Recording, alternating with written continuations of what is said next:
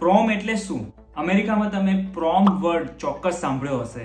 પ્રોમનું આખું નામ છે પ્રોમિડેન્ટ ડાન્સ. આને તમે ડાન્સ અથવા ડાન્સની પાર્ટી ગણી શકો છો. તો અમેરિકાની અંદર જે હાઈસ્કૂલના સ્ટુડન્ટ હોય છે, એટલે કે 12મા ધોરણના જે સ્ટુડન્ટ હોય છે, તેમનું સ્કૂલનું વર્ષ પૂરું થવાનું હોય તે પહેલાં 1-2 અઠવાડિયા પહેલાં અથવા તો મહિના પહેલાં તેઓ આ પ્રોમની પાર્ટી ઓર્ગેનાઇઝ કરતા હોય છે.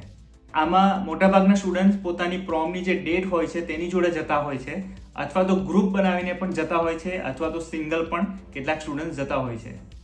પ્રોમમાં એક વસ્તુ ખાસ છે કે તેમાં જે બોયઝ અને ગર્લ્સ જે કપડાં પહેરતા હોય છે એકદમ ફોર્મલ કપડાં હોય છે ડાન્સિંગ માટે પણ, અને તમે કોઈ લગ્નમાં કોઈ સારી પાર્ટીમાં ગયા હોય ત્યાં જે મોંઘામાયેલા જે કપડાં હોય છે તેવા મોટાભાગે કપડાં પહેરતા હોય છે. ગ્રેજ્યુએશન પાર્ટી ટિપિકલી વર્ષ પૂરું થઈ જાય પછી ઓર્ગેનાઇઝ કરવામાં આવતી હોય છે, અને જ્યારે પ્રોમ એ સ્કૂલ પૂરી ના થઈ હોય તે પહેલાં એની પાર્ટી ઓર્ગેનાઇઝ કરવામાં આવતી હોય છે.